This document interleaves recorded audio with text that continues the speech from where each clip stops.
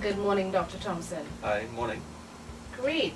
And we have, I did not take your name, Karen Frank. Karen Frank. So come a little closer to the mic for me, Miss Frank. All right, so before we get into the topic, today we're going to deal with palliative care. All right? Tell me a little bit about what you do, Miss Frank. So I'm a registered nurse in training in oncology, training in palliative care. What I actually do is care for cancer patients Okay, from great. beginning to end. My specialty is palliative care, which is dealing with them closer to end of life. Okay. All right.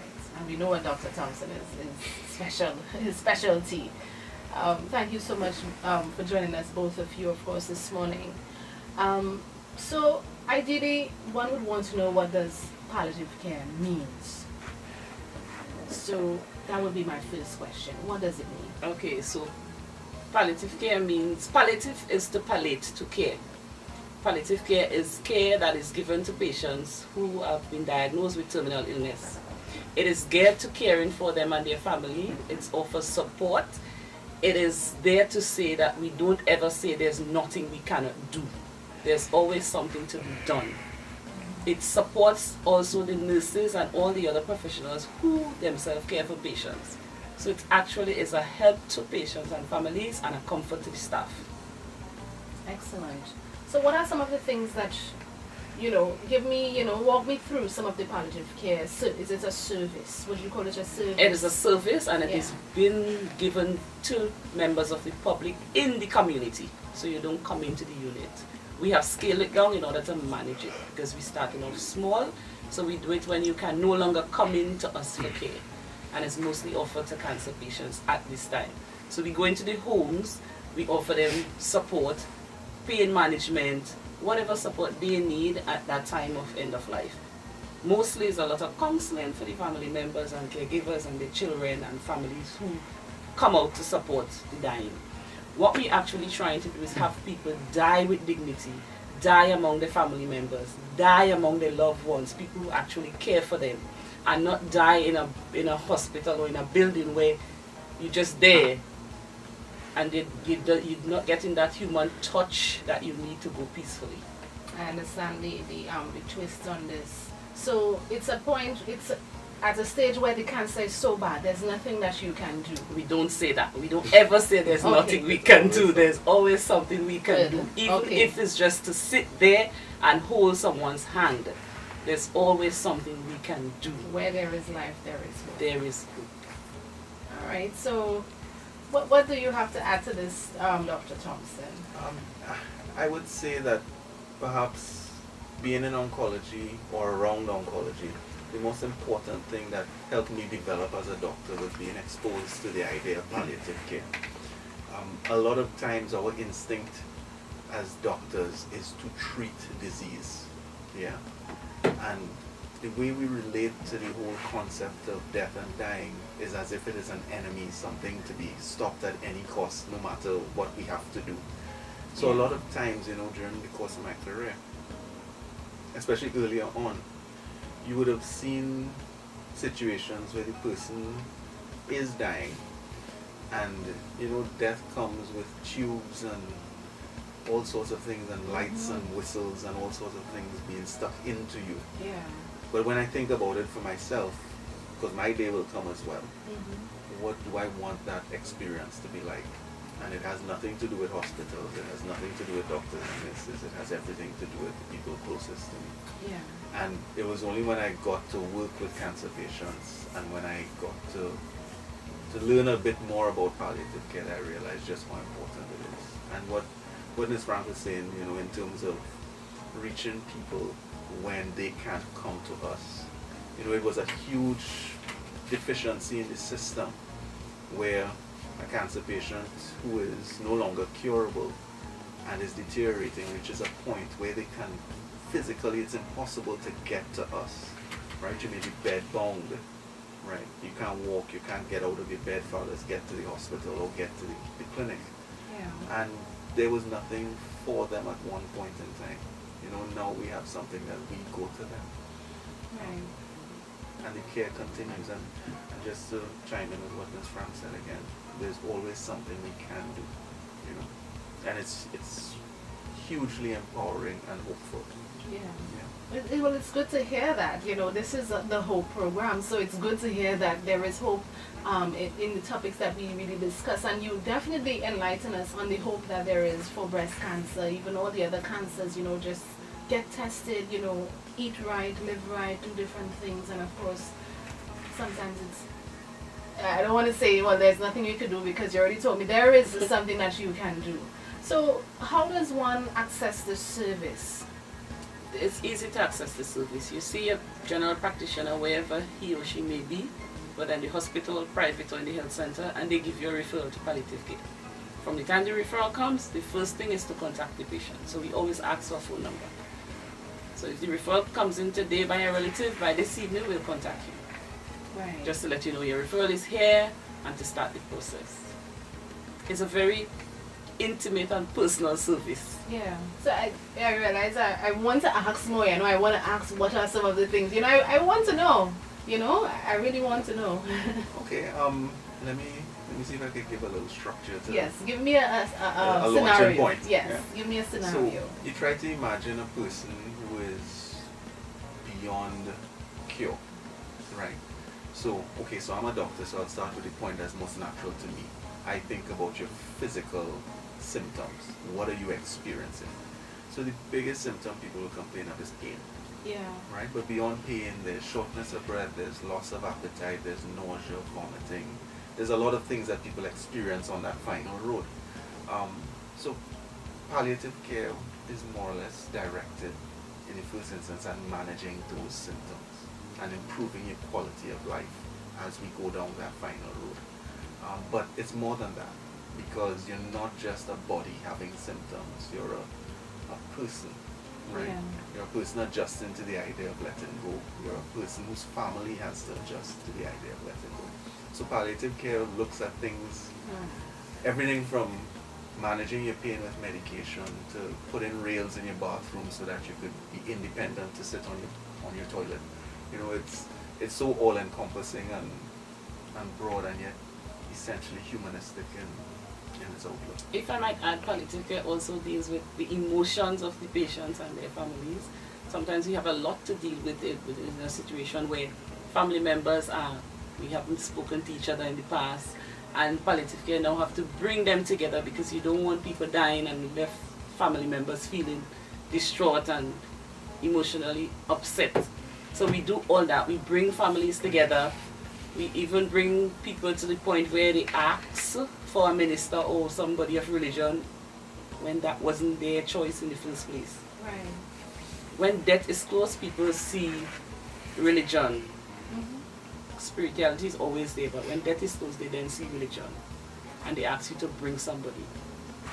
You ask them, do you have somebody? They don't have. So you have to bring anybody just to talk with them. Right. Just to be there, for them to get that, as they say, to see the light that they're supposed to see. I don't know what light they want to see, but they always say they want to see the light. Yeah. I mean, when we were growing up, yes, we're all grown folks here. In school, we would have learned about, you know, Jesus is gonna come again, and he's gonna come, you know, on a cloud with the rays. So that's the light they want to see. I want to see that light. So, you know, the reality is sometimes we don't know about that light whilst we're alive. You know, only when we're closer to death we want to prepare ourselves. But I want to encourage someone this morning, even in midst of this topic, just prepare yourself all along for that light. You know, don't ever let go of God's hands. Walk with Him, talk with Him, and you will see the light even whilst you're alive.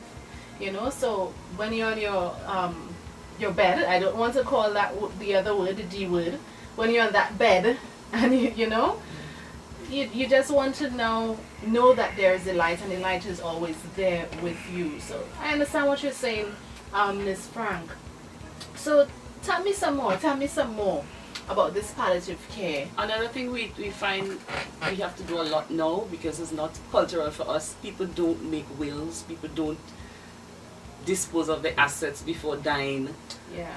So we encourage that, because if we come in and we see, okay, we know this patient is dying, we encourage you to get somebody to come in, get a lawyer to sign stuff, because it leaves a bad taste in the mouth of families when relatives die and just leave everything and we have to fight for it, and we see it a lot. Yeah. So we encourage them to get lawyers to It's come a in harsh and reality. sign the papers before they are so down that they cannot sit up and sign. Right. Because we have a lot of times when the lawyers come, they cannot sign. The signature that you've seen from them now is not the signature that they had before. Right. Because they are so debilitating that they cannot no longer sign the correct signature, and you know it wouldn't stand up in a court of law. Understand. It is really, it's not just a collection of services, but it's also an approach to care. It's a philosophy, for want of a better word.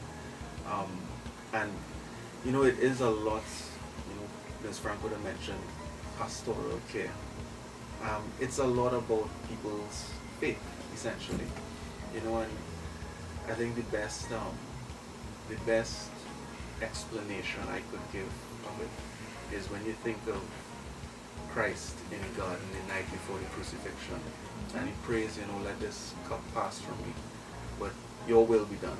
Sometimes you're in a situation and you're praying for a particular outcome, but that's not the answer you get. And then after that, what you really need, like the Lord, is someone to stay up with you. Yes. Yeah. And palliative care fills that role. It is literally staying up with the person until that point, because the actual experience of it, that final road, can be very lonely. And the sense of abandonment, the system has left me, my family will not come visit me. Yes. Palliative care bridges that gap, and it is easily the most profoundly life-changing thing you'll ever be involved in, I think. So I have had patients who died while talking to me on the phone because they were saying, Ms. Frank, don't go, don't hang up. And you have to be there, and the breathing is labored, everything is going, and they're just telling you, don't go, don't hang up. You cannot hang up. You have patients who died and family members on the phone crying, they don't know what to do, and you say, okay, hang up and I'll get the police for you. Because this is what we do. Family dies at home, everybody going crazy. And they will call you, I think mommy just died. And they will be crying. What can they do? I would just say hang up, because I know where they live, I know which police station to call. I'll call the police and say, this is Nurse Frank, I think I have a death in so and so village. They will go, so that burden is off the family. Okay. Because at the time they don't have a clue who to call and what to do. Although all this is provided in a package to them. Yeah. But when it happens, they cannot function. So having somebody at the end of the line to call is very, very, very helpful for them. So how many do you call it palliative care nurses? Or So I'm the only palliative trained nurse on the island, really and I have 4 oncology nurses that work along with me. with you? And they are learning very fast. Very good. Congratulations to them. I would hope that there would be some more nurses soon. We have an entire island. Yes. And I think, let me not go down that road, but yes. And our patients are spread throughout Tobago. So we have Right. Lansing, Charlottesville, Crown Point. I would imagine. That's the road I didn't want to go down to, so I wanted to understand that aspect of it. But of course, we're talking about hope through this topic. We're talking about, the benefits, and it's hopeful and it's not hopeless with this palliative care service being provided to cancer patients. What else can we talk about, Dr. Thompson?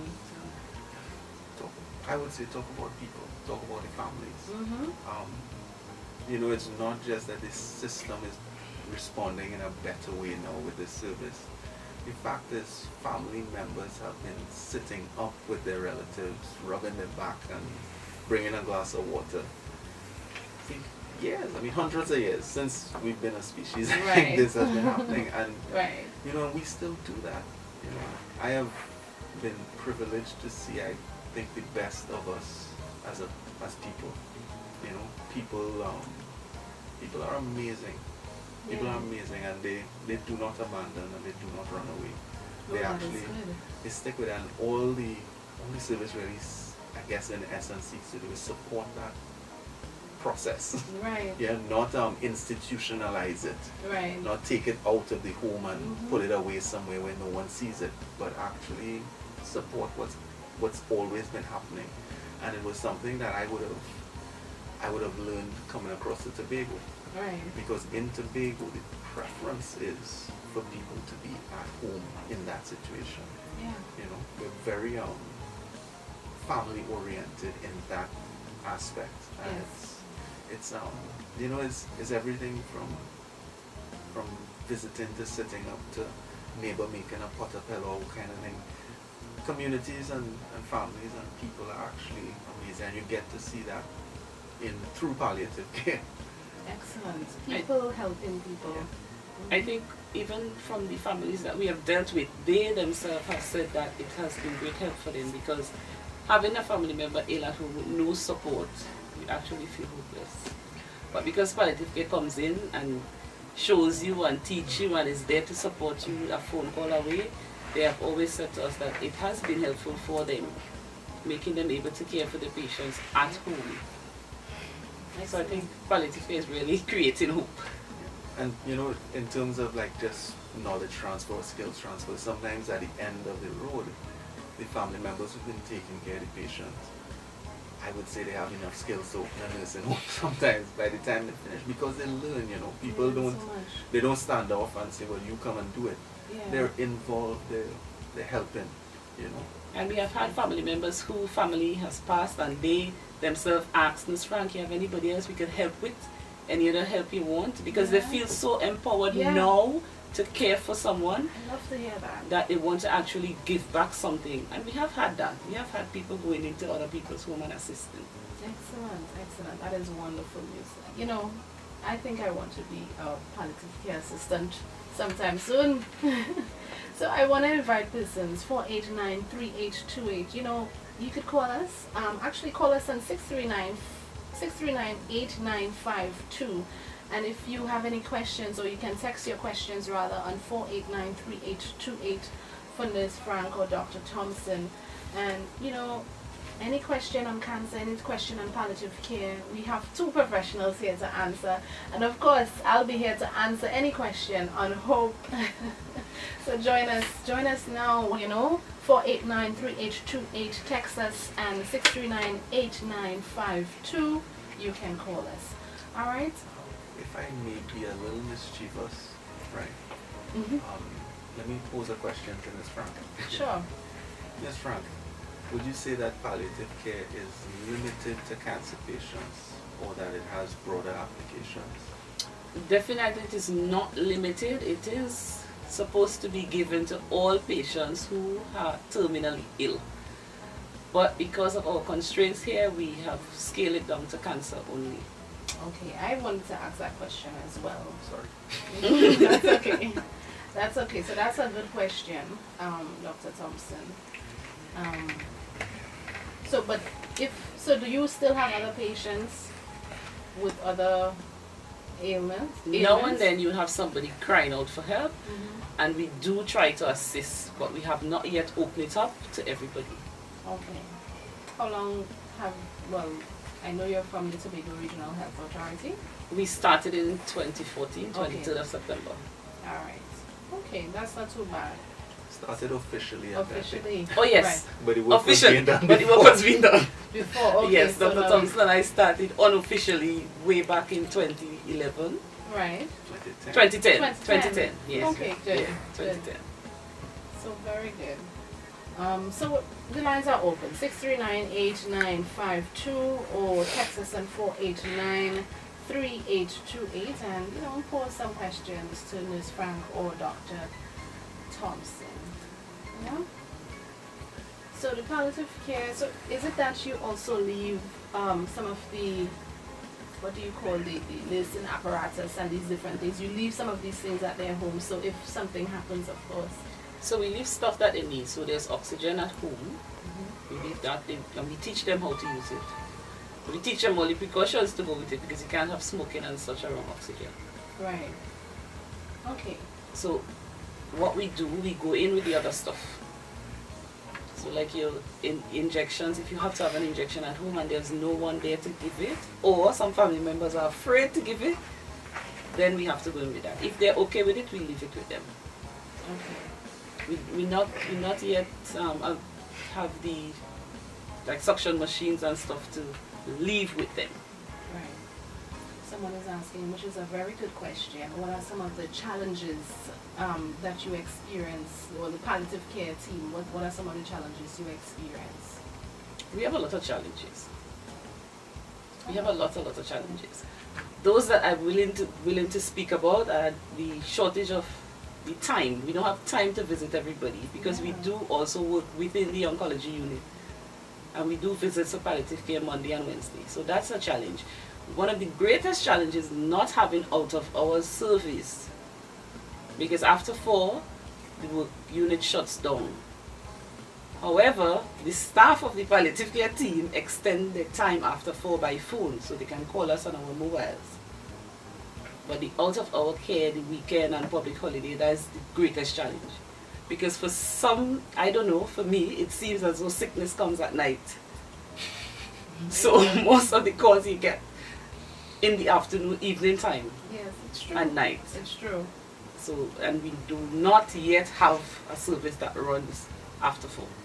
So that is one of the greatest challenges. So I'm glad that that is out there. I'm sure and hoping someone that could make a change in this is listening, of course, to, you know, just make some adjustment, because we should have 24 service for healthcare and palliative, something like this, palliative care. I think so. Even, I've oftentimes say, even though this service is not visiting service after 4, we can have a telephone service after 4 because it has been done in other places.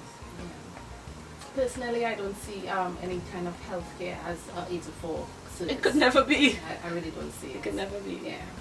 So that's out there. I hope someone is listening that can make a change. You know, you want to be a palliative care assistant. Yeah, you want some help, Ms. Frank? Sure, I would need Yes, help. yes. So we'll definitely do that. All right. So Just, you know, there will be the challenges, but there's been so much progress, you know. The fact that there's a formal structure now that, you know, we could build on and allow something to grow, that is so encouraging, you know. And the boost to the service is there because the support for the service is there. There's a lot of institutional support at a lot of levels in the organization to really make this grow. I think, I don't want to be biased, but I think this is one of the services that will grow and growing to be one of the best services offered on the island. You know, like when you look at, you know, the things that a person needs just to make that final experience, you know, happen with more dignity. What used to happen before is that, for instance, let's say the oxygen supply, person would purchase the oxygen supply, which can be fairly expensive, and then after the patient passes on, you're stuck with this oxygen cylinder. What do you do with it? You know, so even the notion of providing some equipment for the family to use that we can then take back and circulate to other people who may have a need. You know, it really it makes the entire process just more feasible and it works a lot better. For instance, at end of life, they are less likely to be able to turn in their own beds. So we give them ripper mattresses. It helps to prevent pressure ulcers and provide some form of comfort, and family members don't have to go turning and twisting them that often. So there's stuff that we do give to them to make their lives a bit easier, and that is what they're looking for. The hand to make life easier, the hope in their lives.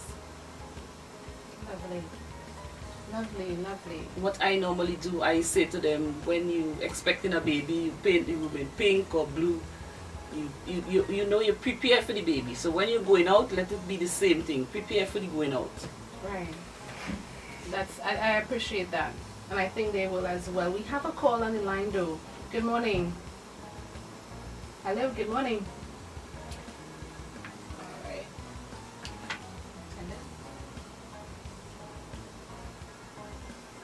Hello. Hold 1 second. Hold 1 second, please.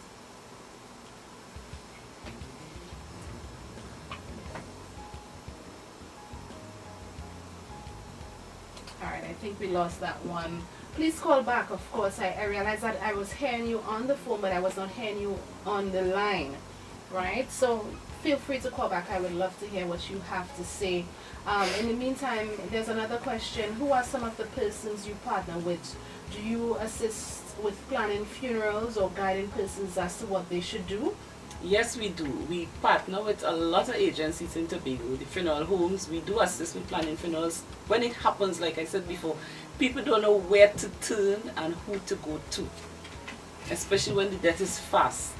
If we had a little while to spare with them, sometimes we have persons for 3 weeks, those persons will have a good idea as to who to turn to.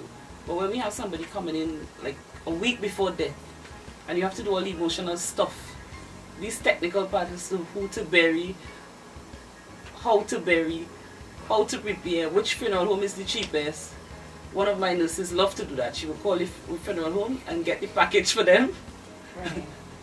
She will call, get the package, call the family, tell them, well, if it's this one is this, that is that, and it's a breeze for them.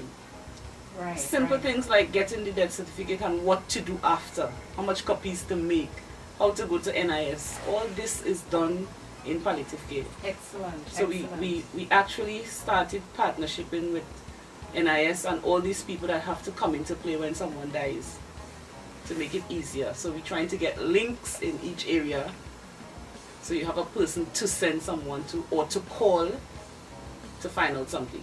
Excellent. So those letters are being prepared to go out. Lovely. To I form a like partnership. that. I like that. I like that partnership. I trust that it will continue to grow as well as the nurses on board. All right. So we have the caller online now. Good morning and welcome to Holding On to Positive Expectations. Hi, good morning. I am just calling, not to really give a question, but to just comment the radio station for enlightening the public on palliative care and what other is your reason. I would also like to comment with Frank and Dr. T. I am one of nurses who is a part of the palliative team. Excellent. And I am just very happy to see the growth that it has done thus far within a short period. And I pray that as it goes forward, that avenues is going to open up. I know, as Frank said, there are challenges and we are working with them, but in God's time and in the right time, everything will just work out. But again, I just want to commend the team to let them know that let's hold on. Let's continue to strive forward. This is our calling and we will move mountains as we go forward. Excellent. Excellent. You're bringing some tears in the studio here. I love that. I love that indeed. No, it's speaking. Alright, so take care, Dr. Tina. Frank, all the best. Thank you. All the best to you as well. There's Frank choking up here at me, man. Come on, come on. Where there's life, there's hope. I know it's a beautiful message. I'm really glad that we're able to bring this message to persons here on Hope, and I'm really thankful that you guys could be here with us this morning to share this message. All right. So feel free to text 489-3828 or 639-8952. We have 1 more minute, so I don't know. What are some of the closing words? Inspirational words, and this is definitely a very motivating topic, I would say. Very hopeful and not hopeless. So, let's give us some closing. So in closing, I just like to say, Tobago traditionally has this taboo about death and dying. Like you said earlier, you don't want to say the D word. Yeah, man. We have had instances where people don't even want to hear it. Don't tell me anything about dying. And that itself is a challenge to prepare them for dying when they don't want to hear the word dying. Right. But like I always say, we come into this world and we have to go out. Yes. We can go out in misery we can go out pleasurable, but we have to go out. What we are here to do is to prevent anyone going out in misery. Yes. We are here to offer them hope, so people go out and their families that they left behind feel comfortable and happy with the way that their family member has left. Dignity is what we're looking to provide to the dying. When persons die with dignity, their families grieve better and they remember the good that went before them. This is our plan in palliative care, to provide the dignity for patients who are going and the better bereavement for the family members left behind. Excellent. We always remember what happened. You always remember how your family died, because people tell you stories like he was just lying there and nobody was attending to him. When they're at home, the grandchildren sit on the bed, the dogs are around, the cats are around, everybody's there. The person feels loved and the family members feel that they have done enough for their loved ones. Dr. Thompson, Yes. what's your closing remark on this stuff? You've been here with us all month, you're like, stuff. I realized. Yeah, just when Ms. Frank came today, I was opening the door and showing her where to go and everything. She thought it was my radio station. Right. I just want to thank the radio station for tackling a difficult subject like cancer. Right. My grandfather was a national sportsman and he died from cancer. Wow. And I remember as a boy, I was about 9 years old when Gramps passed. And I remember, none of the family wanted to say to Gramps the word cancer. Yeah. And, Gramps was no fool. So he sort of knew what his score was, and he was trying not to say it in front of the family that he knew. Right. And there was this conspiracy of silence, everyone trying to protect each other. Yeah. And I've lived long enough, and through the course of my, I would say, short career so far, I've been able to see so many things change, and so many things are better now than they were.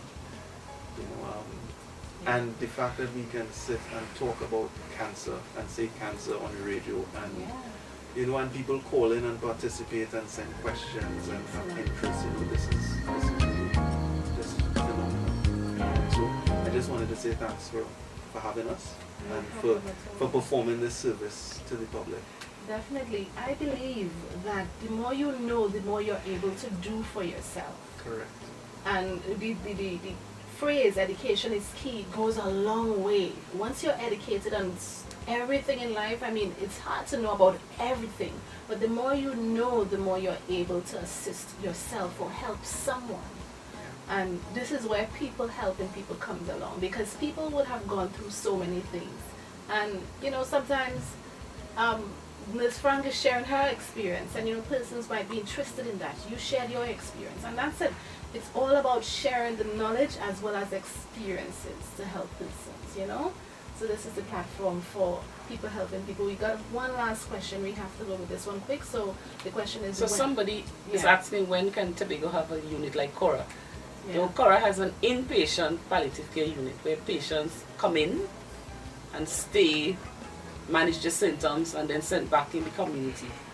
We're not yet on level with Cora. We are praying that soon we will have something like that, because it doesn't help patients alone, it also helps relatives who have been caring for their family members and want like a little time off. So you take the family member into the unit, and relative would have what we call respite care. So they would have time to rewind, unwind, and relax to receive them back again to start caring. Right. So we are hoping to be there soon. We're not there yet. Okay, good. So that's hope, and that's how we wrap up the People Helping People segment.